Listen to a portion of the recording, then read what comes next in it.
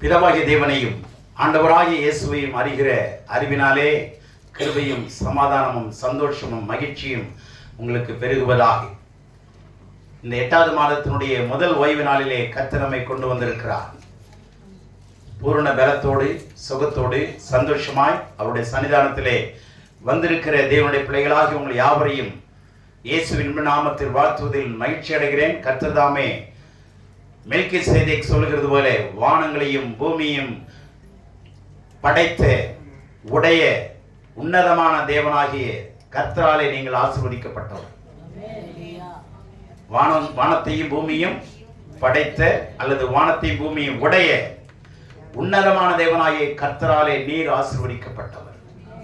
ஆகவே இந்த நாளிலும் நாம் ஜீவனுள்ள தேவனாலே நாம் ஆசீர்வதிக்கப்பட்டவர்களாக இருக்கிறபடினாலே தேவனுக்கே அந்த கணத்தை நாம் செலுத்துகிறோம்.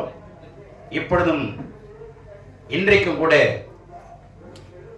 இந்த செய்தியினுடைய தலைப்பாக இந்த மேன் காட் இஸ் சீக்கிங். கடந்த வாரத்தில் அந்த மேன் காட் இஸ் டிசைனிங்கிற வார்த்தையை பார்த்தோம். தேவன் மனிதனை எப்படி உருவாக்குகிறார் என்று. இன்றைக்கு நம்மளோடு கூட பகிர்ந்து கொள்ளுகிற செய்தி இந்த மேன் காட் இஸ் சீக்கிங். தேவன் தேடும் நபர். தேவன் தேடும் நபர் யாரு அப்படிங்கிற இந்த தலைப்பின் கீழே லூக்கா எழுதின சுவிசேஷம் 1ஆம் அதிகாரம் 10 வசனம் வரைக்கும் இதில் இருக்குங்க. இதனுடைய விவரம் 1ஆம் அதிகாரம் 10 வசனம் இருக்கு. இந்த லூக்கா யாருன்னா ஒரு மருத்துவர். இவர் இந்த புத்தகத்தை எழுதின ஆசா. பரிசுத்த லூக்கா சுவிசேஷத்தையும் அப்போஸ்தலர் நடபடிகளையும் எழுதின ஒரு ஆசிரியர். இவர் மெத்த படித்தவர். ரோம ராஜ்யத்திலே ராஜாங்கம் அரண்மனைக்குள்ளே வரைக்கும் அவருக்கு நல்ல வாய்ஸ் இருந்தது, நல்ல மதிப்பு இருந்தது. இவர் வியாதிகளை குறிப்பிடும் பொழுது சரியான வார்த்தைகளை சொல்லி குறிப்பிடுகிறத நம்ம பார்க்கலாம். மத்தேயு மார்க்கில் பார்க்கறத விட லூக்காவில் இந்த வியாதியில பேரை எழுதுவார். ஏன்னா இவர் மருத்துவர் இல்லையா, அதனால இந்த வித்தியாசத்தில் நம்ம பார்க்கலாம். இந்த புத்தகம் தான் ஏறத்தாழ 28 அதிகாரங்கள் இருக்கிறது. 24 அதிகாரங்கள். லூக்கா 24 அதிகாரங்கள் இருக்கிறது. இதுல ஸ்திரீகளை பற்றி அதிகமாக பேசுறது பரிசுத்த லூக்கா தான். ஸ்திரீகளை குறித்து சொல்லப்பட்ட ஒரு விவரங்கள் கொடுக்கப்பட்டிருக்கிறது. எதுனா பரிசுத்த லூக்காவில் எழுதியிருக்கிறது. ஆகவே இந்த 7ஆம் அதிகாரம், லூக்கா 7ஆம் அதிகாரம் 1லிருந்து 10 வசனம் வரைக்கும் ஆண்டவர் இயேசு என்ன செய்கிறார்? கப்பர்நாகூமுக்கு போகிறார். கப்பர்நாகூமுக்கு போகிறார். இந்த கப்பர்நாகூமை மையமா வைத்துதான் அவர் ஊழியம் செய்தார். கப்பர்நாகூமை ஹெட் குவார்டரை வச்சுதான் ஆண்டவர் இயேசு ஊழியம் செய்து வந்தார். இப்போ அந்த கப்பர்நாகூமுக்கு வரும் பொழுதுதான் இங்க ஒரு மனிதன் அவரை சந்திக்கிறார். படிங்க, 1லிருந்து 5 வரைக்கும் படிங்க. என்னன்னா இந்த 5 வரைக்கும் குறிப்பிட்ட மனிதனை குறித்து சொல்லப்படுகிற விவரங்கள் இருக்குது. 1லிருந்து 5 வசனம் வரைக்கும் ரெண்டா பிரிக்கலாம். இந்த 10 வசனத்தை ரெண்டா பிரிச்சீங்கன்னா 1லிருந்து 5 வரைக்கும் சம்பந்தப்பட்ட மனிதனையும் அவனுடைய தேவைகளை குறித்து சொல்லப்பட்டிருக்கிறது. இதுல பரிசுத்த ஆவியானவர் சாட்சி கொடுக்கிறார். இந்த 100க்கு அதிபதியினுடைய மூப்பர்கள் சாட்சி கொடுக்கிறார்கள். பரிசுத்த வேதாகமம் சாட்சி கொடுக்கிறது. இந்த 5 வசனத்துக்குள்ள 6லிருந்து 10 வரைக்கும் ஆண்டவர் இயேசு செய்த விவரங்கள் அங்கு இருக்கிறது. அவர் செய்த அற்புதங்கள், அவன் எப்படி சுகமானான், அவனை குறித்து ஆண்டவர் என்ன சாட்சி கொடுக்கிறார், அவனுடைய விசுவாசத்தை குறித்து ஆண்டவர் என்ன சாட்சி கொடுக்கிறார் என்ற விவரங்கள் விவரமாக துல்லியமாக இதில் கொடுக்கப்பட்டிருக்கிறது. வீட்டில் போய் இந்த 10 வசனத்தை நிதானமா படிச்சு பாருங்க. ஆண்டவர் எப்படி ஜனங்களோடு இன்டராக்ட் பண்ணுகிறார், தொடர்பு கொள்ளுகிறார். மனிதனோடு கூட கடவுள் எப்படி தொடர்பு கொள்ளுகிறார், எப்படி மனிதனுடைய விசுவாசத்தை கவனிக்கிறார், கண்டுபிடிங்க. ஏன் இந்த மனிதனுடைய விசுவாசத்தை அவர் கனப்படுத்துகிறார், பாராட்டுகிறார்? இப்படிப்பட்ட விசுவாசம் நமக்குள்ள இருக்கிறதா? இந்த மனிதனுடைய வாழ்க்கை இதே உலகத்தில் தான் அவரும் வாழ்ந்தார், இதே பாவம் நிறைந்த வாழ்க்கையில தான் அவரும் வாழ்ந்தார். ஆனா அவர் என்ன செய்தாருங்கிறத பாருங்க. 1லிருந்து 5 வரைக்கும் படி. அவர் தம்முடைய வார்த்தைகளை எல்லாம் ஜனங்களுடைய காதுகள் கேட்கும்படி சொல்லி முடித்த பின்பு கப்பர்நாகுமுக்கு போனார். அங்கே 100க்கு அதிபதியாகிய ஒருவனுக்கு பிரியமான வேலைக்காரன் வியாதிப்பட்டு மரண அவஸ்தையாயிருந்தான். அவன் இயேசுவை குறித்து கேள்விப்பட்ட போது அவர் வந்து தன் வேலைக்காரனை குணமாக்க வேண்டும் என்று அவரை வேண்டிக் கொள்ளும்படி யூதருடைய மூப்பரை அவரிடத்தில் அனுப்பினான். அவர்கள் இயேசுவினிடத்தில் வந்து அவரை கருத்தாய் வேண்டிக் கொண்டு, நீர் இந்த தயவு செய்கிறதற்கு அவன் பாத்திரனாய் இருக்கிறான், அவன் நம்முடைய ஜனத்தை நேசிக்கிறான், நமக்கு ஒரு ஜெப ஆலயத்தையும் கட்டினான் என்றார்கள். நல்ல கவனி, இன்னும் அருமையான ஒரு சம்பவம் கவனி. நல்ல ஒரு சாட்சி உள்ள மனிதர், நற்சாட்சி உள்ள மனிதர். இந்த கப்பர்நாகுமுக்கு ஆண்டவர் இயேசு வருகிறார். இவர் வருகிறார் என்று இந்த மனுஷன் கேள்விப்பட்டான். இவன் யார் என்றால் 100க்கு 100 பேருக்கு ஒரு அதிபதி, 100 பேருக்கு இவன் ஒரு தலைவன், அதிகாரி. இப்போ அவனுடைய வீட்டில் ஒரு வேலைக்காரன் இருக்கிறான். அந்த வேலைக்காரனை பற்றி சொல்லும்போது என்ன வேலைக்காரனா? பிரியமான வேலைக்காரன். ஆங்கிலத்தில் ஹைலி எக்ஸ்ட்ரீம்டுன்னு இருக்குங்க, ஹைலி வேல்யூடுன்னு. அது எப்படி அந்த உயர்ந்த கனம் அந்த மனுஷனுக்கு கொடுத்தான்னு தெரியல. பிரியமான வேலைக்காரன். நம்மளாம் வேலைக்காரில் பிரியமான வேலைக்காரன் சொல்லுவோம். எங்கள் வீட்டில் ஒரு வேலைக்காரன் இருக்கிறான், உனக்கு சுகம் இல்லைங்க அப்படி தானே சொல்லுவோம். டாக்டர்கிட்ட போனால் கூட, இவர் யாருங்க? என்னுடைய வீட்டில் வேலைக்காரன், ஒரு பணியாளர், அப்படி தானே சொல்கிறோம். ஆனால் வேதம் பாருங்க, அவருக்கு பிரியமான மனுஷனாய் இருந்தான். அவரும் பிரியமாக இருந்ததுனால தான் இப்போ பாருங்க, வேலைக்காரனுக்கு வீட்டில் பிள்ளைக்காக கெஞ்சலைங்க ஆண்டவரிடத்தில். யாருக்காக? வீட்டில் இருக்கிற மனுஷன் ஒரு வேலை செய்கிறாங்க, அவன் பணிவிடை செய்கிறான். அந்த மனுஷனை எவ்வளோ நேசிக்கிறான் பாரு, எவ்வளோ கனப்படுத்துகிறான் பாரு. நம்ம என்ன நினைப்போம் தெரியுமா? அப்படி கனப்படுத்தினா திருப்பி அவன் நம்மளை மதிக்க மாட்டாங்க அப்படின்னு நம்ம இப்படி ரிவர்ஸில் பேசிடுவோம். ஆனால் அங்கே பாருங்க, பிரியமான வேலைக்காரன், வியாதியாக இருக்கிறான், கொடிய வியாதியாக இருக்கிறான், குணமாக்க வேண்டும். இதே சம்பவம் மத்தேயு 8ஆம் அதிகாரம் 5லிருந்து 10 வரைக்கும் சுருக்கமாக இருக்குங்க, இவ்வளோ விவரமாக இருக்காது. இதே சம்பவம் தான் மத்தேயு 8ஆம் அதிகாரத்தில் 5லிருந்து 10 வரைக்கும் இருக்கு. அங்கே சொல்லப்படும் பொழுது இவன் திமிர்வாதக்காரனாக இருந்தான் என்று மத்தேயு குறிப்பிடுகிறார்.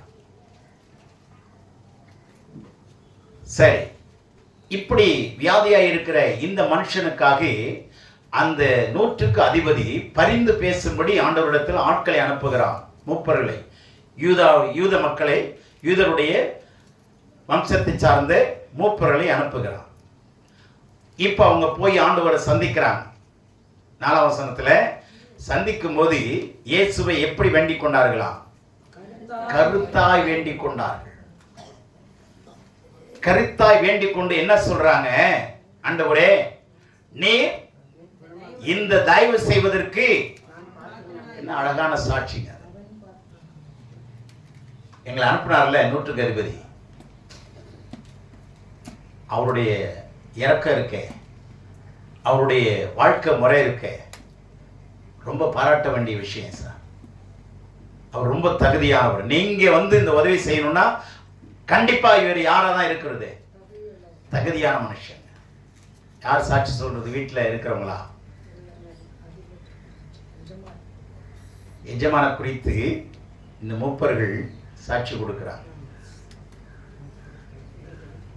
வேதம் சாட்சி கொடுக்குது, இவன் 100க்கு அதிபதி, இவன் வேலைக்காரன், பிரியமான வேலைக்காரன். இப்படி எல்லாம் வேதத்தில் பரிசுத்த ஆவியானவர் தாங்க எழுத வச்சிருக்கிறாரு. யார? பரிசுத்த லூக்காவை.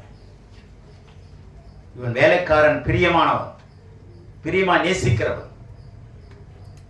வந்தவங்க சொல்றாங்க, நீர் இந்த தயவு செய்வதற்கு அவன். நம்ம குறித்து எத்தனை பேர் சாட்சி சொல்றாங்க? இவங்க தகுதியானவங்க. கிறிஸ்தவங்களுக்கு இவங்க தகுதிங்க. நம்ம வீட்டார் சாட்சி கொடுக்குறாங்களா? நம்ம பிள்ளைங்க சாட்சி கொடுக்குறாங்களா? உங்க விசுவாசம் பெரியது, நீங்க இப்படிலாம். நான் என்னுடைய தகப்பனுடைய விசுவாசத்தை குறித்து நான் ஆச்சரியப்பட்டிருக்கேன். அவங்க சொன்ன சில சாட்சிகள்லாம் எனக்கு இன்னமும் மனசு விட்டு மாறல. ஸ்கூல்ல வேலையை முடிச்சுட்டு அந்த ஊரை தாண்டி அப்பெல்லாம் வெளிச்சம் கிடையாது, ஸ்ட்ரீட் லைட்லாம் கிடையாது. அப்போ அந்த காலத்தில் தண்ணியே 24 பைசா, அப்பெல்லாம் 4 அணா, ஒரு அணாவுக்கு 6 பைசா, 4 அணா தண்ணி கொடுத்தாதான், அது காசு கொடுத்தாதான் தண்ணி கிடைக்கும். அவ்வளோ பஞ்சமான ஒரு கிராமம், வறட்சியான கிராமம். அது அந்த கிராமம் அறந்தாங்கி தான், சவுத்தில் இருக்கு. அந்த ஊரில் வேலை செய்கிறாங்க. வேலையை முடிச்சுட்டு போய் ஒரு பெரிய ஆலமரத்து கிளையில மேலே ஏறி உட்காந்து ஜெபம் பண்ணியிருக்காங்க. சாயந்தரத்துலேருந்து ஜெபம் பண்ணிட்டு இருக்கிறாங்க. எங்கள் அப்பா ஒரு நல்ல ஒரு ஜெப வீரர். அவர் ஜெபத்தை நான் சின்ன வயசுல நான் பார்த்துருக்கிறேன். அழுது அழுது அழுது அழுது ஜெபம் பண்ணுவார். நல்ல ஒரு தீர்க்கதரிசியும் கூட. அவரு போய் அந்த கலையில உட்கார்ந்து ஜெபம் பண்ணும் பொழுது, ஜெபம் பண்ணி ரொம்ப நேரம் ஜெபம் பண்ணி தூங்கி இருக்கிறார். ஏதோ தூங்கிட்டாங்க. இருட்டு ரொம்ப அதிகமாயிடுச்சு. ஒரு சத்தம் கேட்குது, துரோகிகளோ வறண்ட பூமியில் தங்குவார். சங்கீதத்தில் இருக்கு இந்த வசனம், துரோகிகளோ வறண்ட பூமியில் தங்குவாருங்கிற சத்தத்தை கேட்டோடனே அவர் எழுந்து ஆண்டவர்கிட்ட கேட்டார், ஆண்டவரே அப்ப நான் துரோகி தானே சொல்லி அழுதுருக்கிறார். வறண்ட பூமியில என்ன கொண்டாந்து வச்சிருக்கிறீங்களே, நான் துரோகி தான், சரி ஆண்டவர் ஏற்றுக்கொள்றேன் அப்படின்னு சொல்லி ரொம்ப அழுது அழுது ஒப்பு கொடுத்துட்டு வீட்டுக்கு வந்துட்டாங்க. அடுத்த நாள் வேலையை விட்டு யூஸ் பண்ணிட்டாங்கன்ட்டு ஆர்டர் வருது. வேலையை விட்டு எடுத்துட்டாங்க. அப்படி வீட்டுக்கு போனால் தகப்பன் வந்து சீரியஸ் கண்டிஷனில் இருக்கிறாரு. தகப்பனை செய்ய வேண்டிய எல்லா சேவையும் செஞ்சுட்டு அவரை அடக்கம் பண்ணிட்டு குளிச்சுட்டு திரும்பி வெளியில் எழுந்து வரும்பொழுது அதே போஸ்ட்மேன் வந்து இன்னொரு கார்டு கொடுக்குறாரு. அந்த கார்டில் இருக்கு, இந்த தேசத்தில் இந்த ஊரில் உங்களுக்கு போஸ்டிங் கிடைச்சிருக்கு அப்படின்னு சொல்லி அதை படிக்கும்போது தெரிஞ்சது. பாருங்க, ஆண்டவர் ஜெபத்தை கேட்டு அந்த இடத்துல இருந்து வேலையை எடுத்துட்டு நடுவில் தகப்பனுக்கு செய்ய வேண்டிய எல்லா கடமையும் செய்ய வச்சு திரும்பி என்ன செய்திருக்கிறாங்க, ஆண்டவர் அவளை வேற ஒரு செழிப்பான இடத்திற்கு மாற்றி இருக்கிறார். சரிங்களா? தேசத்திலே பல்கும்படிக்கு தேவன் நமக்கு ஒரு இடத்தை உண்டாக்கி அதற்கு ரெகோபோத் என்று பெயரிட்டான் இருக்கு இல்லையா? அப்படிதான் ஆண்டவர் அவரை ரெகோபோத்தை மாத்தினதெல்லாம் நான் கேள்விப்படும் பொழுது அவங்க சாட்சியெல்லாம் ரொம்ப அழகா இருக்கும். நான் நிறைய சாட்சியை கேட்டிருக்கேன், வித்தியாசமான சாட்சியை கேட்டிருக்கிறேன். ஏன்னா கடின உழைப்பாளி, ரொம்ப கடின உழைப்பாளி. எங்க வீட்டில் எல்லாருமே கடினமா உழைப்பாங்க. இங்கிருந்து 6 கிலோமீட்டர் தூரம் சைக்கிள்ல போகணும். கிராமம், தெருவு கிடையாது, அதாவது ரோடு கிடையாது, வரப்புல தான் சைக்கிள் ஓட்டணும். அப்படி கஷ்டத்துல தான் இரவு 10 மணிக்கு இரவு ஜெபத்தை நடத்துறது அந்த கிராமத்துக்கு போறாங்க. ஆனா நடுவில் பெரிய காட்டாறு, அந்த ஆறுல தண்ணி இருக்காது. ஆனா அன்னைக்கு பார்த்து திடீர்னு எப்படி தண்ணி வந்ததுன்னு தெரியல, கரை புரண்டு ஓடுது. அப்ப யோசிச்சாங்க என்ன பண்றது, 2 ஊருக்கு நடுவில் மாட்டிருக்காங்க, யாரும் துணை கிடையாது. ஆனா நீச்சல் நல்லா தெரியும். சரி நமக்கு தான் நீச்சல் தெரியுமே அப்படின்னு சொல்லி காலை வந்து தண்ணி இழுத்துட்டு போகாத படிக்கு தலையில சைக்கிளை தூக்கி காலை கொஞ்சம் இறுக்கமா போகட்டும்னு தலையில மேல தண்ணி சைக்கிளை தூக்கிட்டு போயிருக்காங்க. இறங்கும் போது முன்னாடி 2 பேர் போறாங்க. அட நமக்கு முன்னாடி தான் ஆட்கள் போறாங்களேங்கிற இன்னும் கொஞ்சம் தைரியம் வந்துருச்சு. அவங்கள பின்பற்றியே போயிட்டு அந்த கரையில சைக்கிளை இறக்கிட்டு கொஞ்ச தூரம் அவர்கிட்ட போய் பேசலான்னு பார்த்தா 2 பேரும் மறைஞ்சிருக்கிறாங்க. இப்ப யாராதான் இருந்தது? தேவதூதர்களாலே பணிவிடை செய்யப்பட்ட ஒரு தகப்பன் எனக்கு தேவன் கொடுத்தான். அந்த 2 பேரும் மறைஞ்சிருக்காங்க. அதுக்கப்புறம் அப்பா புரிஞ்சுக்கிட்டாங்க, நம்மளை காப்பாத்துறதுக்கு ஆண்டவர் என்ன செய்தாரு, தேவதூதர்கள் அனுப்பியிருக்கிறார். இப்படி பல சாட்சிகளை நான் கேள்விப்பட்டிருக்கிறேன். நிறைய இருக்கு, சொல்ல நேரம் இல்லை. ஆக நான் என்ன சொல்றேன்னா, என் தகப்பனை குறித்து நான் சாட்சி சொல்லுவேன். ஆனா நம்மளை குறித்து நம்முடைய குடும்பத்தார் என்ன சாட்சி சொல்றாங்க, நம்முடைய உறவினர்கள் என்ன சாட்சி சொல்றாங்க, நம்மை தாண்டி 3வது நபர் என்ன சாட்சி சொல்றாங்க, யோசிச்சு பாருங்க. சாட்சி சொல்றது இல்ல, வசனம் படிக்கிறது பெருசு இல்லைங்க. நம்மளை குறித்து ஜனங்கள் சாட்சி சொல்றோம். நல்லவருக்கெல்லாம் சாட்சிகள் 2, ஒன்று மனசாட்சி, இது உலகத்தான் சொல்றான். ஆனா வேதம் சொல்லுது, நல்லவர்களுக்கெல்லாம் சாட்சிகள் 3, ஒன்று மனசாட்சி, ஒன்று மக்கள் சாட்சி, ஒன்று மகேசன் சாட்சி. மனசாட்சி, மக்கள் சாட்சி, மகேசனுடைய சாட்சி. இது 3 இருக்கணுங்க.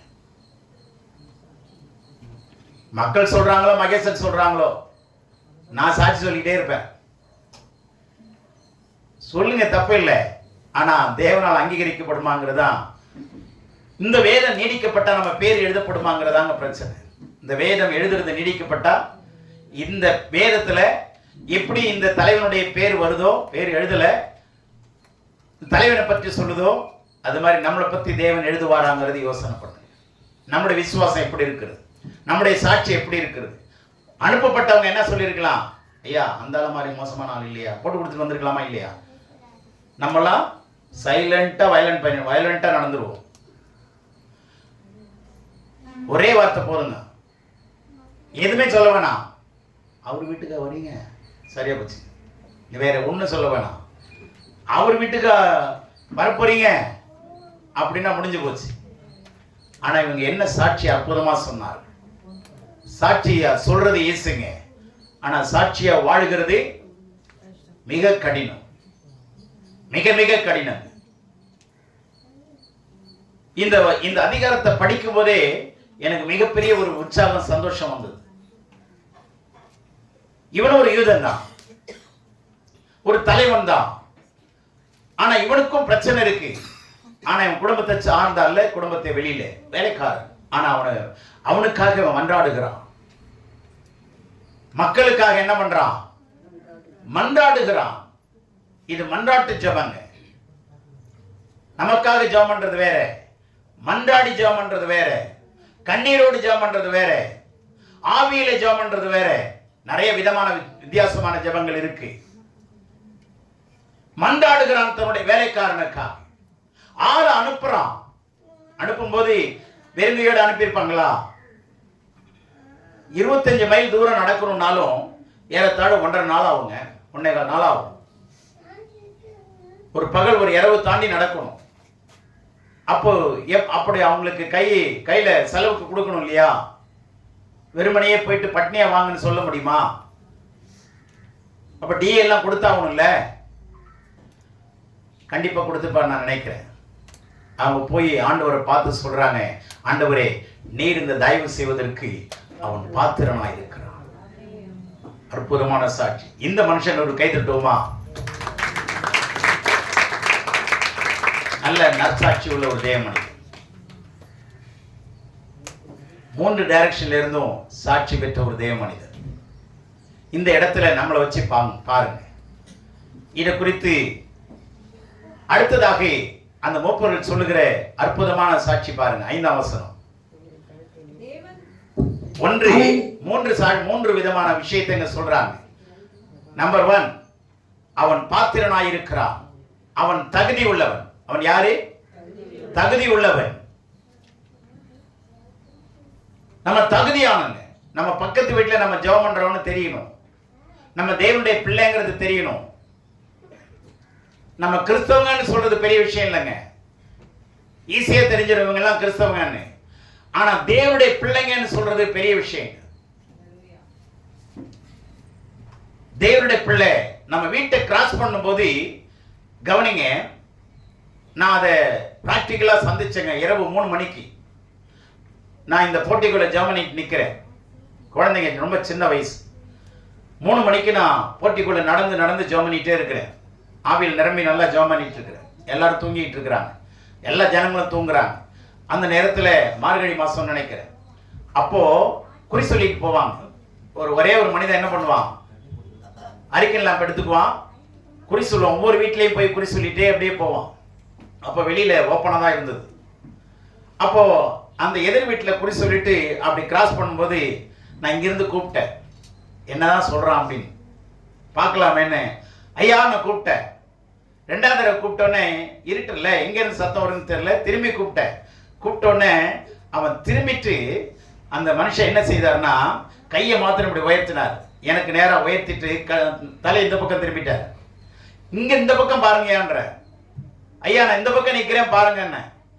அவர் திரும்பி சொல்றாரு, உங்க வீட்டு மேல இயேசுநாதர் நிக்கிறாரு, நான் திரும்பி பார்க்க மாட்டேன். உங்க வீட்டு மேல இயேசு நிக்கிறாரு, இயேசுநாதர் நிக்கிறாருன்னு அவன் சொல்லிட்டு ரொம்ப வேகமா பாஸ் பண்ணி கடந்து போயிட்டான். அப்பதான் யோசிச்சேன், நம்ம வீட்டு மேல இயேசுநாதர் நம்ம இருக்கிறது நமக்கே தெரியல, ஆனா அவன் சொல்லிட்டு போறான். யார் கிராஸ் பண்ணாலும் நம்ம வீட்டு கிட்ட வரும்பொழுது ஒரு தெய்வீக மகிமை வெளிப்படணும். ஆமென், அல்லேலூயா.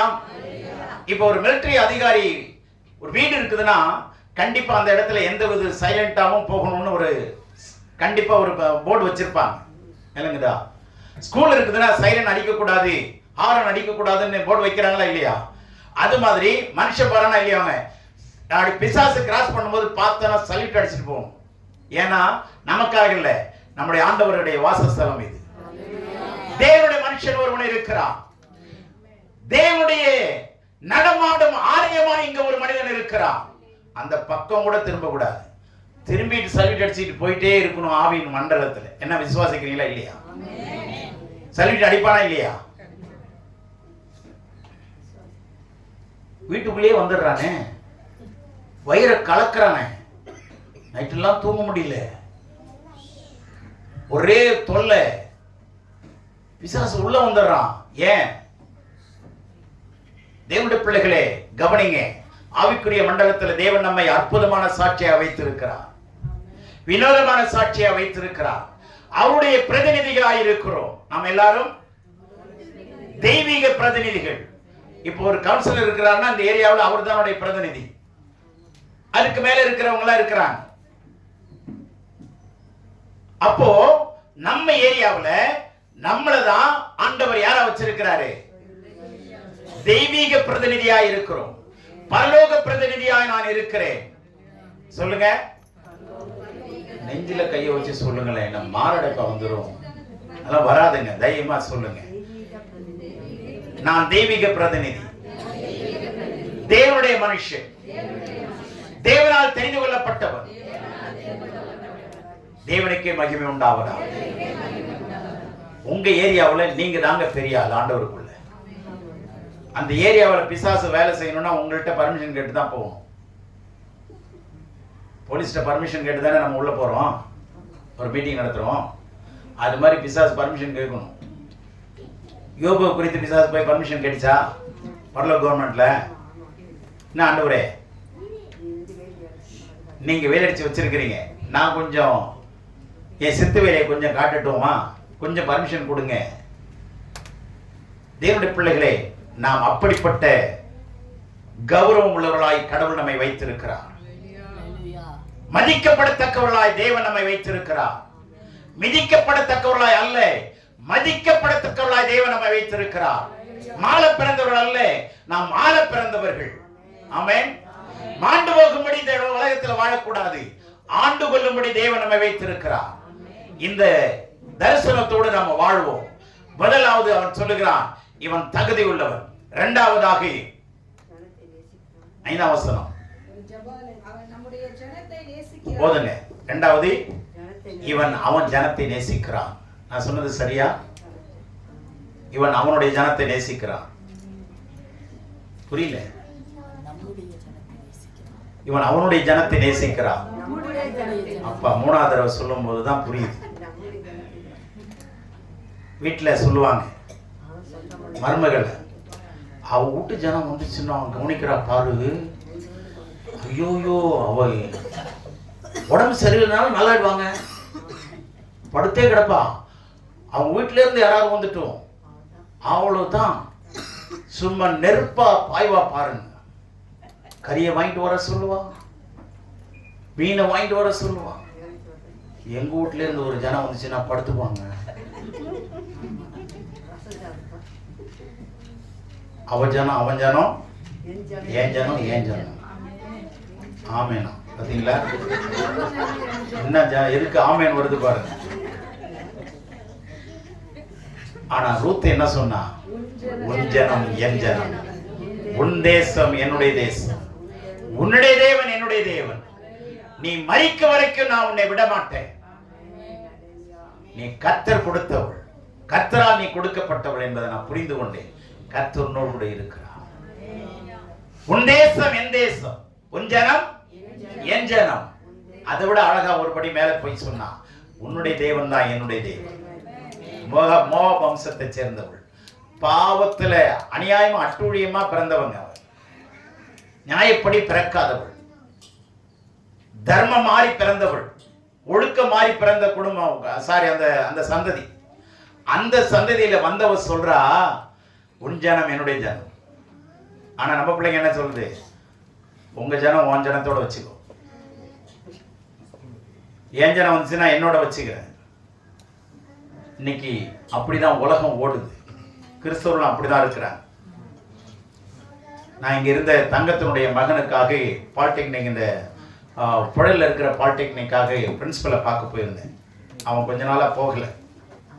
அந்த பிரின்சிபல் வந்து என்னுடைய சகோதரிக்கு ரொம்ப நெருக்கமானது. அந்த சகோதரி போய் பார்த்துட்டு, அந்த பிரின்சிபலை பார்த்துட்டு வணக்கம் பண்ணிட்டு, நான் இன்னாருடைய தம்பின்னு சொன்னேன். ஐயோ நீங்களா உட்காருங்கன்னாங்க. அப்போ சொன்னாங்க, பேசிகிட்டு இருக்கும்போது சொன்னாங்க, ஐயா என் வாழ்க்கையில் ஒரு மறக்க முடியாத ஒரு சம்பவத்தை உங்கள்கிட்ட ஷேர் பண்ணுறேன். என்னம்மான்னு, என் பிள்ளையை கட்டி கொடுத்துட்டேன். அவளை பார்க்கும்படி நான் ஒரு நாள் போனேன்.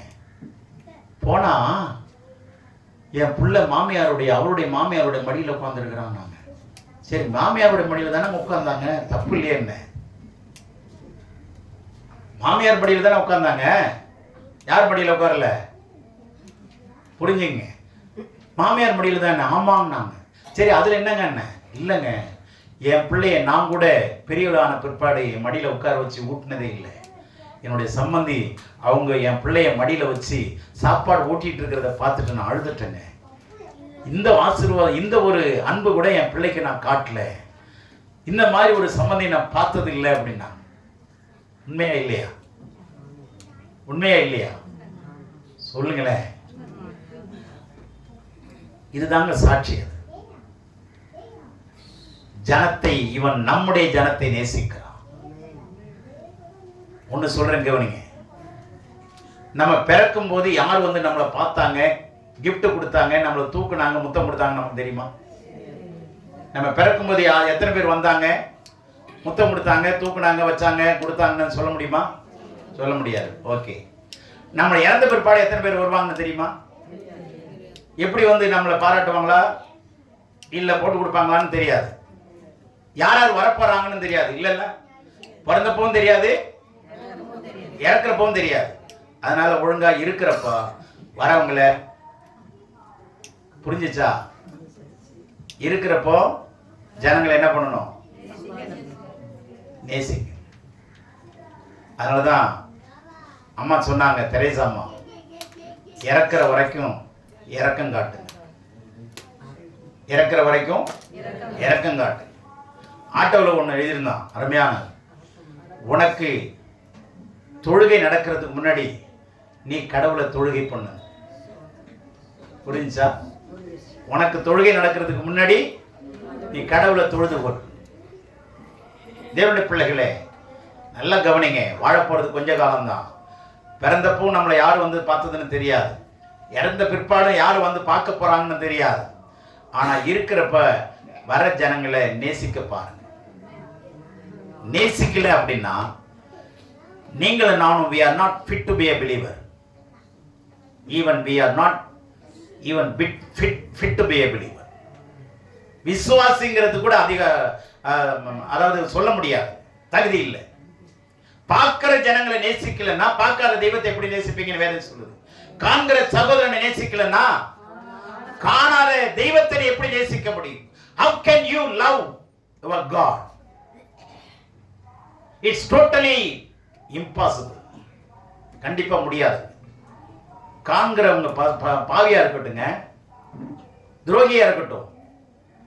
நம்ம பாவியா இருந்தோம், துரோகியா இருந்தோம், அந்தகாரத்தில் இருந்தோம், இருட்டாவே இருந்தோம், பாவத்தில் இருந்தோம், செத்து கிடந்தோம். ஆண்டவர் எந்த வித நிபந்தனை இல்லாம அன்பு கூர்ந்தாரா இல்லையா? நிபந்தனை வச்சு அன்பு கூர்ந்தாரா? செக் வச்சு அன்பு கூர்ந்தாரா? இல்ல செக்க கொடுத்துதான் அன்பு கூர்ந்தாரு. செக் வச்சு இல்ல, எழுதி செக்க கொடுத்து அன்பு கூர்ந்தார். அல்லேலூயா சொல்லுவோமா? அல்லேலூயா. அதுல பிளாங்க் செக்குங்க, அது எவ்வளவு வேணாலும் நீங்க போட்டுக்கலாம். செக் வச்சு அன்பு கூறல, செக்க கொடுத்து அன்பு கூர்ந்தாரு. சொல்லுங்க. ஆமாங்க, எவ்வளவு வேணாலும் போட்டுங்க. விசுவாசத்தின்படி உங்களுக்கு கடவுள் அப்படிதான் அன்பு கூர்ந்தார். ஆண்டவர் ஒருவனையும் புறம்பே தள்ளல. ஆனா ஒரே ஒரு ஆளு புறம்பே தள்ளப்பட்டதை இயேசு கண்டு யோவான் 5 அவன் புறமே தள்ளப்பட்டான் என்று இயேசு கண்டு அவன்கிட்ட போயிட்டார். யாரெல்லாம் புறம்பே உலகத்துல தள்ளப்பட்டாங்க? பெண்கள் தள்ளப்பட்டாங்க, அதனாலதான் முதல்ல தரிசனமானார். மீனவர்கள் தள்ளப்பட்டார்கள், ஒதுக்கப்பட்டார்கள், மீனவர்களை தேவன் முதல்ல அழைச்சார். மேய்ப்பர்கள் தள்ளப்பட்டாங்க, ஒதுக்கப்பட்டாங்க, முதல்ல பிறந்ததே யாருக்கு தான் சொல்லப்பட்டது? மேய்ப்பர்கள். குஷ்டரோகிகள் வீட்டு ஊருக்குள்ள சேர்க்க மாட்டாங்க, குஷ்டரோகிகளை சந்தித்தது ஆண்டவர் ஒருத்தர் தான். அல்லேலூயா, அல்லேலூயா. இப்படிதாங்க யாரெல்லாம் புறம்பே தள்ளப்பட்டார்களோ ஆண்டவர் இயேசு பிறக்கும் போதே எல்லாரையும் அரவணைச்சுக்கிட்டாருங்க. மனுஷனால யாரெல்லாம் ஒதுக்கப்பட்டாங்க, அடுத்தது யாரு? Tax collectors. அவங்களை யூதன் விரும்ப மாட்டான், அவங்க வீட்டுக்காரன் தான் அல்லது அவன் ஜாதிக்காரன் தான், யூதன் தான். டாக்ஸ் கலெக்ட் பண்றவங்க யாரு தான்? யூதன் தான். ஆனா சகையு வேற. சகை வேறன்னா அவன் யூதன் இல்லாதவன் நினைச்சிடாதீங்க. ஆண்டவர் அறியாத ஒரு மனுஷனா இருந்தான், ஆனா அவர்களையும் ஆண்டவர் சந்தித்தார். யூதர்கள் விரும்ப மாட்டாங்க வரி வசூலிக்கிறவங்க, ஏன்னா ரோம கவர்மெண்டோட அட்டாச் ஆனவங்க, அதனால விரும்ப மாட்டாங்க. ஏன்னா அடுத்ததாக எந்த ஒரு பண்டிகையிலையும் வரமாட்டாங்க யாரு நாங்க சொன்னதெல்லாம், அதனால யூதனுக்கு பிடிக்காது.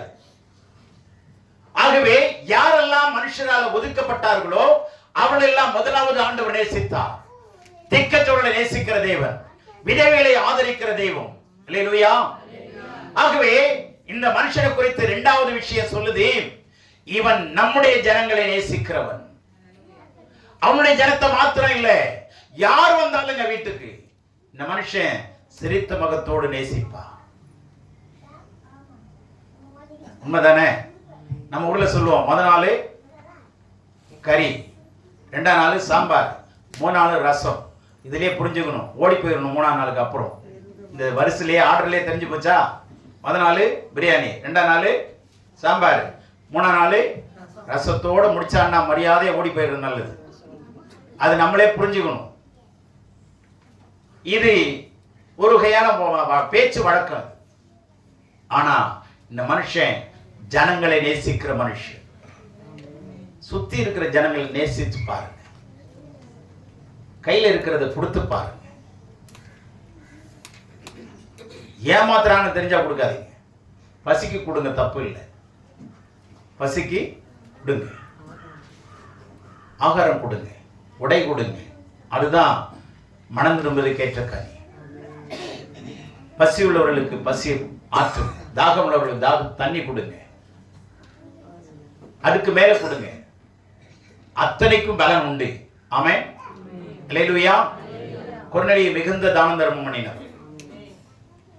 தானத்துக்கு தர்மத்துக்கு என்ன வித்தியாசம்னா, தர்மங்கிறது கேட்ட பிற்பாடு கொடுக்கிறது. ஐயா பசிக்குதுயா, ஐயா துணி இல்லையா, உடனே கொடுக்கிறது தர்மம். நிலையை அறிந்து கேட்காமலே கொடுக்கிறது தான். இந்த நிலைமையில இருக்கிறாங்க, போய் சீக்கிரம் ஒரு துணியை வாங்கி கொடு, போய் ஆகாரத்தை வாங்கி கொடுங்க, என்ன தேவையோ உடனடியா செய்யுங்க. அதுக்கு பேர் என்னது? தானம். நம்ம தானமும் செய்யறது இல்லை, தர்மமும் செய்யறது இல்லை. ஜெபம் மாத்திரம் டெய்லி, அதாவது நெருப்பை போல பறக்குங்க. ஆண்டவரே இவங்களை ஆசீர்வதிங்க, ஆண்டவரே அவங்கள தூக்குங்க, ஆண்டவரே இவங்களை ரட்சிங்க. மாமியார் தொந்தரவு கொடுக்குறா, ஒண்ணு ரட்சிங்க, இல்லைன்னா பச்சிச்சுங்க, ரெண்டுல ஏதாவது ஒண்ணு நடக்கணும். ஆண்டவரே வைராக்கியமான ஜெபம், ஆண்டவரே ஒன்னு ரட்சிச்சிருங்க, இல்லைன்னா முடிஞ்சு போய் பிரச்சனையே இல்லைல்ல. வச்சுக்கிட்டு எதுக்கு நம்ம பிரச்சனை கொடுத்துக்கிட்டு? ஜெபம்லாம் ரொம்ப காட்டமா இருக்கும். ஆனா கிரியில நம்ம தூரமா இருந்தோம்னா ஆண்டவர் நம்மளை நேசிக்க மாட்டார். நிபந்தனை இல்லாம நம்மளை மன்னிச்சிருக்கிறார். சொல்லுங்க, நிபந்தனை இல்லாம மன்னிச்சிருக்கிறாருங்க. அன்கண்டிஷனல் ஆண்டவர் அன்பு கூர்ந்திருக்கிறார். அன்கண்டிஷனல் ஆண்டவர் அன்பு கூர்ந்திருக்கிறார். யார் வந்தாலும் இந்த காலத்துல கொஞ்சம் கவனமா தான் உள்ள சேர்க்கணும். தப்பு, நான் அதை தப்பு சொல்லல, கவனமா இருங்க. தண்ணி வேணும்னு கேட்டுட்டு தண்ணி உள்ள போனோன்னே வீட்டுக்குள்ள இருக்கிற பாவனை தூக்கிட்டு ஓடிடுறாங்க. இந்த மாதிரிலாம் நடக்குதுதான்.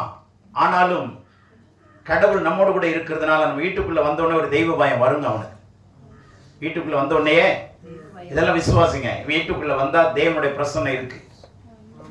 அவன் கண்டிப்பா திருடிட்டு போனாலும் சரி திரும்பி கொண்டாந்து கொடுத்துட்டு மன்னிப்பு கேட்பான், ரட்சிக்கப்பட்டுருவான். உங்க வீட்டுல 10 வருஷத்துக்கு முன்னாடி ஒரு போனை திருடிட்டு போன தெரியுமா உங்களுக்கு? அது நான் தான்மா. எப்போ ரட்சிக்கப்பட்டு உருவாடு கொண்டு வருவான். கவலைப்படாதீங்க. கிறிஸ்து நிமித்தம் இழந்தவர்கள் ஒருவரும் தரித்திரர் ஆனதில்லை. கிறிஸ்து நிமித்தம் இழந்தவர் ஒருவரும் தரித்திரர் ஆனதில்லை. ஆகவே மூன்றாவது விஷயத்தை சொல்றேன். நமக்கு ஒரு ஜெப ஆலயத்தை கட்டினான். என்ன அற்புதமான மனுஷங்க. தேவனுடைய பிள்ளைகளை நல்லா கவனிங்க. நீங்க தகுதியான பாத்திரமா இருந்தீங்கன்னா ஜனங்களை நேசிக்கிறவங்களா இருப்பீங்க. ஜனங்களை நேசிக்கிறவங்களா இருந்தா ஒரு சினகோ ஜெப ஆலயம்னா எத்தனை பேர் தெரியுமா? 10 அல்லது 10 குடும்பம். 10 குடும்பங்கிறது அதிகம், 10 பேர் தான். 10 பேர் தான் ஒரு ஆலயத்தில் ஜெபம் பண்ணணும். யூதனுடைய அங்க ஸ்திரீகள் வரக்கூடாது. ஆலயம் இப்பவும் கேரளாவில் இருக்குங்க. அதுக்கு பேர் சினகோகுன்னு பேர், ஜெப ஆலயம் அது. ஆனா அவங்க பிரதானமா எதை வைப்பாங்கன்னா எருசலேமை தான் பிரதானமா வச்சுக்குவாங்க. இதெல்லாம் குட்டி குட்டி பிரான்ச்சஸா வச்சுக்குவாங்க. அப்ப 10 பேர் கூடக்கூடிய ஒரு ஜெப ஆலயத்தை கட்டி இருக்கிறாங்க. 1000 பேர் இல்ல, 10,000 பேர் இல்ல, ஒரு மெகா சர்ச்சை இல்ல, 10 பேர் வந்து உட்காரக்கூடிய இடத்தை என்ன பண்ணிருக்கிறான்? ஜெப ஆலயத்தை கட்டி இருக்கிறாங்க. 10 பேர். அதனாலதான் 12 சீஷர்கள் இன்ட்டு 10 எத்தனை பேரு? 120 பேர். 12ன்னா என்ன அர்த்தம்னா கற்றுக்கொள்கிறோம்னு அர்த்தம். 11ன்னா என்ன அர்த்தம்னா மனவாட்டின்னு அர்த்தம். இப்படி ஆண்டவர் சபைக்குள்ள உருவாக்கிட்டே வர்றார். இப்ப பாருங்க, இந்த மனுஷன் என்ன செய்யறான்? ஒரு சின்ன ஜெபாலயத்தை கட்டுறான். அப்படின்னு என்ன? ஒரு வீட்டு சபையை ஏற்படுத்துறாங்க. புரிஞ்சுச்சா? என்ன சபையை ஏற்படுத்துறான்? நம்ம ரட்சிக்கப்பட்ட எத்தனை வருஷம் ஆகுது? ஒரு சின்ன வீட்டு சபையை ஏற்படுத்தி இருக்கிறோமா? 10 லட்சம் கட்டி ஒரு பெரிய ஆலயத்தை கட்ட வேணாங்க, வீட்டு சபையை கட்டுறது தாங்க சாட்சி. 2006ல சனிக்கிழமை சாயந்தரத்துல ஒரு 4 பேர் தாங்க கூடணும். 5 பேர் 10 பேர் அப்படிதான் கூடணும். சௌகரிய நிர்மலா சாட்சியம். இந்த கொஞ்ச தூரம் கொஞ்ச நேரம் கூடுனது தான் சனிக்கிழமையே கூடி கூடி ஜெபம் பண்ணிட்டே இருந்தோம். அப்புறம் அவங்க ஒரு நாள் கேட்க ஆரம்பிச்சாங்க வந்தவங்க, ஐயா இப்படியே தான் போகுமா அப்படின்னாங்க. என்ன கேட்க வரீங்க? என்ன ஞாயிற்றுக்கிழமை எங்களை ஆராதனையா மாற்ற மாட்டீங்களான்னு. அதுக்கப்புறம் தான் அதுக்காக ஜெபம் பண்ண ஆரம்பிச்சேன். ஆனா 2002லயே ஆண்டவர்கிட்ட தெளிவா பேசிட்டாரு. ஒரு தேவ மனுஷனை கொண்டு வந்து என்னை உட்கார வச்சு நீங்க எழுதுங்க அப்படின்னாரு. என்ன நான் எழுதணும் அப்படின்னு. என்னோட வயசுல சின்னவர் தான், ஆனா ஒரு நல்ல உலக அளவுல ஊழியம் செய்யற மனுஷங்கிறதுனால அண்ணன் கூப்பிடுவேன். என்னன்னா அப்படின்னு. இல்ல, நான் என் மேல இப்ப தீர்க்க தரிசன ஆவியானவர் அசைவாடுகிறத என்னால உணர முடியுது. இப்ப ஆவியானவர் சொல்றதெல்லாம் எழுதிக்குங்க, என் பக்கத்துல உட்காருங்கன்னாரு. நான் உங்களை முட்டி போட வச்சு தலையில கை வச்சு ஆண்டவர் பேச போறாருன்னு சொல்லல. பக்கத்துல உட்காந்துங்க எழுதுங்க. நான் அத்தனையும் ஒரு 40 பக்க நோட்ல அவர் சொல்ல எழுதினேன். அவர் சொன்ன அத்தனை ஊழியமும் இந்த 20 ஆண்டுக்குள்ள நடந்து முடிஞ்சிருக்கு. நான் எழுத்தின் பூர்வமா நான் உங்களுக்கு நிரூபிக்க முடியும். அவர் சொன்னதை அப்படியே எழுதி வச்சிருக்கிறேன். ஆனா படிப்படியா காலங்கள் போக போக இந்த ஊழியங்கள்லாம் அதிகமாயிட்டே வந்தது. நான் அதை கண்ணால பார்க்க முடிஞ்சது. தேவனுடைய பிள்ளைகளே, ஒரு சின்ன 10 பேர் கூடுற கூட்டத்தை உங்க வீட்டுல நடத்த முடியலன்னா நம்ம ஆண்டவரை ஆராதிக்கிறதுடைய அர்த்தம் என்னங்கிறத நீங்களே யோசிச்சு பாருங்க. இன்னைக்கு ஒரு கட்சிக்காரன் எத்தனை பேரை கூட்டிடுறாங்க? கரப்பாம்பூச்சி கூட்டம் எத்தனை பேரை கூட்டிச்சு? இப்போ உலகம் முழுவதும் கரப்பாம்பூச்சின்னா தெரிஞ்சு போச்சா? படிக்காதவங்களுக்கு கூட என்ன ஆச்சு? கரப்பாம்பூச்சி மாதிரி பார்லிமெண்ட்டை சுத்திருச்சுங்க. ஒண்ணுமே பண்ண முடியல. சுப்ரீம் கோர்ட் ஒண்ணும் பண்ண முடியல. நாடாளுமன்றம் ஒண்ணும் பண்ண முடியல. நடிகிருச்சா இல்லையா? ரிசைன் பண்ண வச்சதா இல்லையா?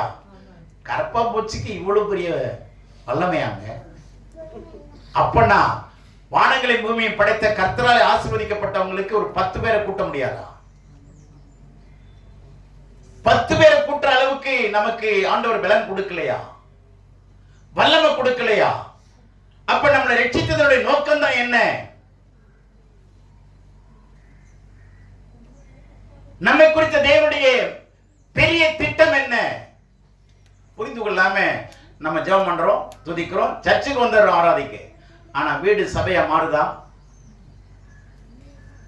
ஒரு 10 பேர் கூட்டுற அளவு 11வது வந்து ஆள் வந்தாங்கன்னா என்ன பண்ணிடுவாங்கன்னா இன்னொரு 10 பேர் கூடுறதுக்கு அவங்கள அங்க அனுப்பிடுவாங்க. 10 பேர் தான், அதை இன்னொரு இடத்துக்கு அனுப்பிடுவாங்க, இன்னொரு ஜெப ஆலயத்தை உருவாக்குவாங்க. இப்படிதான் யூதர்கள் செய்துட்டு இருந்தாங்க. அதாவது வீட்டு சபை ஆரம்பிச்சாங்க. ஏங்க நம்ம ஆரம்பிக்க மாட்டோம்? நம்ம வீட்டில் இடம் இல்லையா? எப்படி ஒரு ஹாலு, 2 பெட்ரூம், ஒரு கிச்சன், ஒரு பாத்ரூம், டாய்லெட்லாம் இல்லாம வீடு வாங்கவே மாட்டோம். ஒரு 10 பேர் உட்கார்றதுக்கு இடம் இருக்காதா? யோசிச்சு பாருங்க. இவன் தேவனை நேசித்த மனுஷன், வேலைக்காரன் நேசித்த மனுஷன், ஜனங்களை நேசித்த மனுஷன். அதனாலதான் இப்ப வீட்டு சபையில் ஏற்படுத்திட்டு இருக்கிறோம். கரங்களை தட்டுவோம் ஆண்டவருக்கு. பாலாஜி நகரில் நடந்துட்டு இருக்கு, எட்டிப்பன் நகரில் நடந்துட்டு இருக்கு, காரனோடையில் நடந்துட்டு இருக்கு, கோயில் பதாகையில் நடந்துட்டு இருக்கு, ஆவடியில் நடந்துட்டு இருக்கு, சிங்கப்பூர்ல ஆரம்பிச்சிருக்கிறாங்க. இப்போ ஆஸ்திரேலியாவை ஆரம்பிக்க சொல்லியிருக்கிறேன், அங்கேயும் ஆரம்பிக்கிறாங்க. இப்படி தேவனுடைய பிள்ளைகள் அங்கங்கே பல தேசங்களிலும் நம்முடைய சபை மூலமாக தேவன் உருவாக்கி கொண்டு வருகிறார். இதுல என்ன ஒரு ஆச்சரியமான விஷயம்னா, நான் யோசிச்சு பார்த்தேன். கொஞ்ச நாள்ல ரட்சிக்கப்பட்டவங்க தான் இந்த வீட்டு சபை ஆரம்பிக்கிறாங்க. ஆரம்பத்திலிருந்து வந்தவங்க அது ஆரம்பிக்கலையேங்கிற கேள்வி எனக்கு வந்துச்சு. ஏன் அதை விட்டுட்டாங்க? இப்ப இருக்கிறவங்க செய்யறாங்களே, ஏன் ஆரம்பிச்சதுல இருந்து வந்தவங்க ஏன் செய்யறது இல்ல? யோசிச்சேன், ரொம்ப மன வருத்தப்பட்டேன். இந்த மனிதன் தேவனை நேசிக்கிற மனுஷனா இருந்தான், ஜனங்களை வேலைக்காரனையும் கூட நேசிக்கிற மனுஷனா இருந்தான், நம்முடைய ஜனங்கள் எல்லாரையும் நேசிக்கிற மனுஷனா இருந்தான். ஆகவே எதை கட்டினான்? இப்ப அமைச்சர் வந்து நமக்கு முன்னாள் முதல்வர் என்ன கட்டினாங்க? திருமண மாளிகை எல்லாம் கட்டினாங்களா? என்ன அழகா இருக்குங்க.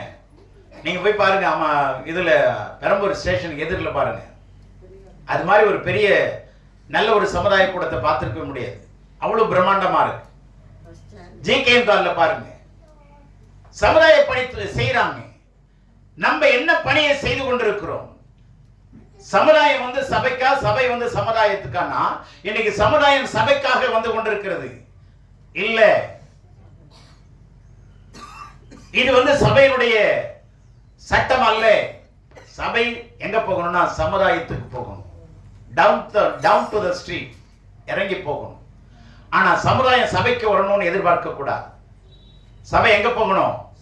சமுதாயத்துக்குள்ள போகணும், ஜனங்களுக்குள்ள போகணும். அந்த பெனிட்ரேஷனுடைய ஒரு விதி எதுனா, வீட்டு சபை ஆரம்பிங்க. வீட்டு கூட்டம் வேற, வீட்டு சபை வேற. நான் பைபிள் காலேஜ் நடத்துற உங்கள்கிட்ட கேட்டேன், வீட்டு கூட்டம்னா என்ன, வீட்டு சபை என்ன திணறான். வீட்டு சபைக்கும் வீட்டு கூட்டத்துக்கும் என்னங்க வித்தியாசம்னா தெரியல. என்னோட பிள்ளைகளை எல்லாம் கவனிங்க. அட்லீஸ்ட் 10 பேர் கூடுற கூட்டம் தாங்க பெருசு. ஏன்னா அந்த லிமிட்டட் கூட்டத்தை வச்சு அவங்களை எல்லாரையும் சீசனலா மாற்றும். அதுக்குதான் தேவனுடைய திட்டம். மெம்பர்ஷிப்பா இருக்கணும், டிசபிள்ஷிப்புக்கு வரணும், ஸ்டீவர்ஷிப்புக்கு போகணும், அதுக்கப்புறம் ஃபெல்லோஷிப் இருக்கணும், அதுக்கப்புறம் லீடர்ஷிப்புக்கு போகணும். இந்த முறையெல்லாம் நம்ம வேதத்துல நிறைய கத்துக்கணும். டிசபிள்ஷிப்புக்கே வரல, ஆனால் லீடர்ஷிப்புக்கு போவேன் அப்படின்னா இது ராங் பிராக்டிஸ். லீடர்ஷிப்புக்கு முன்னாடி என்ன இருக்கு? ஸ்டீவர்ஷிப் இருக்கு, உக்ரானத்துவம் இருக்கு, இதுக்குள்ள ஃபெல்லோஷிப் இருக்கு. ஃப்ரெண்ட்ஷிப் இல்ல, ஃபெல்லோஷிப் இருக்கு. ஃப்ரெண்ட்ஷிப் உலகத்துல, சபைக்குள்ள ஃபெல்லோஷிப். இந்த ஷிப்புக்குள்ள வந்துட்டா பேழைங்கிற ஷிப்புக்குள்ள நம்ம இருக்கிறோம்னு அர்த்தம். ஆமென். ஆனா இதை தாண்டி நம்ம வெறும் ஆமேன் மாத்திரம் போட்டுட்டு வானத்தை, பவுல் சொல்றாரு, நான் ஆகாயத்தை அடிக்கிறோனா சிலம்பம் பண்ணாதபடிக்கு, என்னுடைய விசுவாச ஓட்டம் வீணாகாதபடிக்கு விசுவாசத்தை காத்துக்கொண்டு. தேவனுடைய பிள்ளைகளே, 10 பேர் நடத்துற கூட்டத்தை, சின்ன கூட்டத்தை ஆயத்தப்படுத்துங்க. ஜெபம் பண்ணுங்க. ஆண்டவரே, என் வீட்டுக்கு நான் அழைக்கிறவங்க வரணும். ஆண்டவரே, வீட்டை சுத்தி இருக்கிற மக்களை நான் நேசிக்கிறோம். ஆண்டவரே, அந்த கூட்டத்தை நான் உங்களுக்கு என்று ஆயத்தப்படுத்தணும். ஆயத்தப்படுத்து.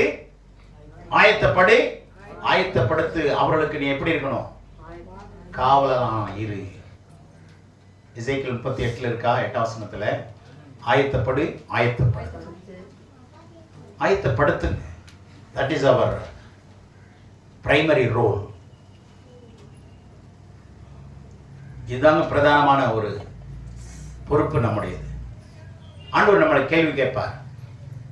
அப்ப கேட்கும்போது நாம, ஆண்டவரே நீர் கொடுத்த 2 தாலந்தை நான் 4 மாத்திருக்கிறேன், நீர் கொடுத்த 5 தாலந்தை நான் 10 மாத்திருக்கிறேன்.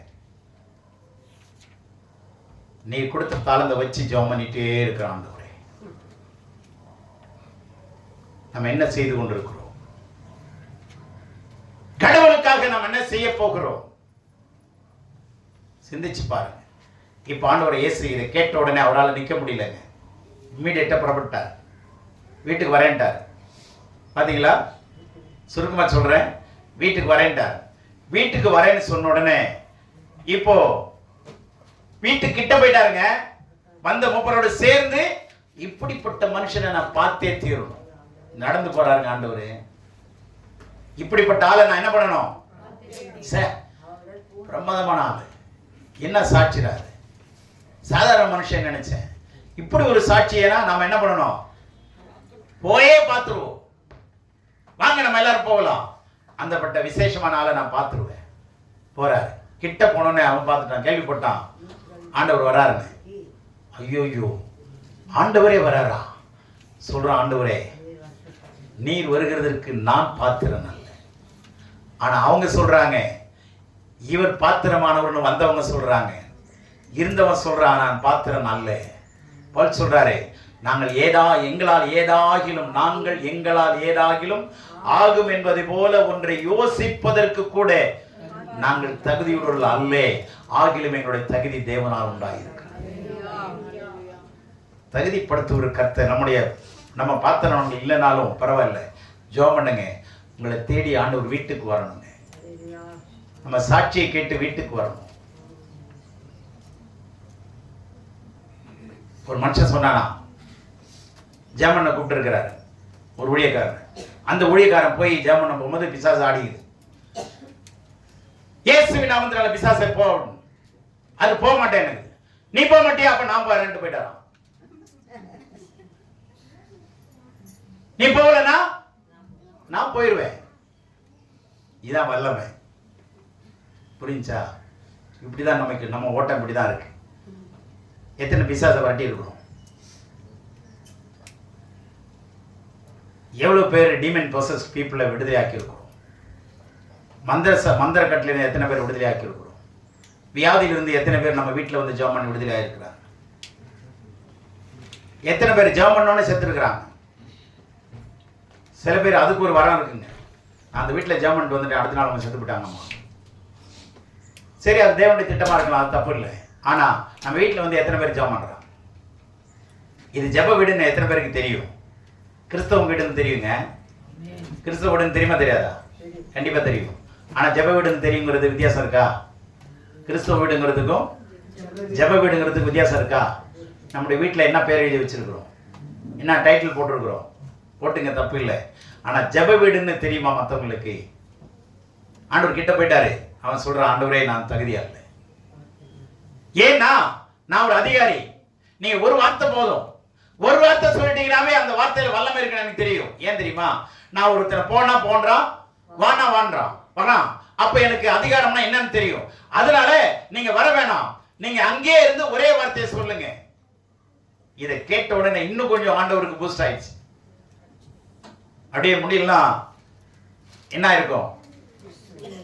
ஆமா, உடனே சொல்றாரு, இஸ்ரவேலுக்குள்ள இப்படிப்பட்ட ஒரு விசுவாசம் இருக்கு. ஆங்கிலத்தில் பார்த்தீங்கன்னா இப்படிப்பட்ட ஒரு பெரிய விசுவாசத்தை பார்க்கலன்றார். இஸ்ரவேலுக்குள்ளும் இப்படிப்பட்ட, அவர் ஆச்சரியப்பட்டு திரும்பி தமக்கு பின் செல்கிற திரளான ஜனங்களை நோக்கி, இஸ்ரவேலருக்குள்ளும் நான் இப்படிப்பட்ட பெரிய விசுவாசத்தை காணவில்லை என்று உங்களுக்கு சொல்லுகிறேன். பெரிய விசுவாசம் 10 பேர் கூட்டினதுங்க. 10 பேருங்க. 10 பேரை கூட்டத்துக்கு ஆண்டவர் என்ன சொல்றாரு? பெரிய விசுவாசம். நம்ம வீட்டுல இந்த சம்பவம் நடக்கணுங்க. ஒவ்வொரு வீட்லயும் நடக்கணும். விசுவாசிக்கிறீங்களா? எத்தனை பேர் விசுவாசிக்கிறீங்க? இன்னைக்கு தீர்மானம் பண்ணுங்க, இந்த வச்சு நான் ஜெபம் பண்ண போறேன். நான் இன்னைக்கே ஆரம்பிங்க, நான் கட்டாயப்படுத்தல. ஆண்டவரே, இன்னையில இருந்து நான் ஜெபம் பண்ண போறேன், என் வீடு கிறிஸ்தவ வீடா இல்ல, என் வீடு ஜெப வீடா மாறணும். நான் ஜெபம் பண்றேன், என் வீடு ஜெப வீடா மாறணும். நீங்க தீர்மானம் பண்ணுங்க. தீர்மானம் பண்ணி நீங்க எத்தனை பேர் என்கிட்ட போன்லயோ அல்லது நேரடியாவோ, ஐயா நான் வந்து பிரதர் நான் ஜெபம் பண்ண போறோம் வீட்டுல, வாங்க வந்து ஜெபம் பண்ணுங்க, எத்தனை பேர் சொல்றீங்கிறத எதிர்பார்க்கிறேன். நான் விசுவாசிக்கிறேன். நிச்சயமா இந்த வசனம் நமக்கு கிரியை செய்யும். நான் விசுவாசிக்கிறேன். உங்க வீடு கிறிஸ்தவங்க வீடா அல்லது ஜெப வீடா? வியாதி இருக்கிற வீடா, வியாதிகளை குணமாக்குகிற வீடா? பிரச்சனையான வீடா, பிரச்சனைகளிலிருந்து விடுவிக்கிற வீடா? யோசிச்சு பாருங்க. கிறிஸ்தவ மதத்தில் இருக்கிறோமா அல்லது கிறிஸ்தவ மார்க்கத்தில் இருக்கிறோமா? ஆவிக்குரியலா இருக்கிறோமா, மாம்சத்துக்குரியலா இருக்கிறோமா? ஜெப ஆலயத்தை உருவாக்குகிறவர்களா இருக்கிறோமா, ஜெப ஆலயத்துக்கு போகிறவர்களா இருக்கிறோமா? சிந்திங்க. ஆண்டவர் நமக்கு அதிகாரம் கொடுக்கலையா, வல்லமை கொடுக்கலையா, வார்த்தைகளை கொடுக்கலையா, பரிசுத்த ஆவியானவர் கொடுக்கலையா? சும்மா அந்நிய பாஷை பேசிட்டு அல்லது சும்மா ஜெபம் பண்ணிட்டு உட்கார்ந்து இருக்கிறது பெரிய விஷயம் இல்லைங்க. புரியுதுங்களா? கடைசியா இந்த சத்தம் வரத்துக்கு முன்னாடி நாம எக்கால சத்தம் கேட்கணும். ஆமென், அல்லேலூயா. சங்கோதரத்துக்கு முன்னாடி நம்ம சுவிசேஷத்தை ஊத ஆரம்பிச்சிடும். அல்லேலூயா. ஆகவே இந்த மனுஷனை போல சாட்சி உள்ளவர்களாய் மாறுவோம். கர்த்தர் எப்படி பிரமித்தாரோ, ஆச்சரியப்பட்டு சாட்சி சொன்னாரோ, அந்த விதமான சாட்சி நம்முடைய சபைக்குள்ளே இருக்கிற ஜனங்கள் மத்தியில் வரும் என்று விசுவாசிக்கிறேன். கர்த்தர் தாமே நம்மை ஆசீர்வதிப்பாராக. ஆமென்.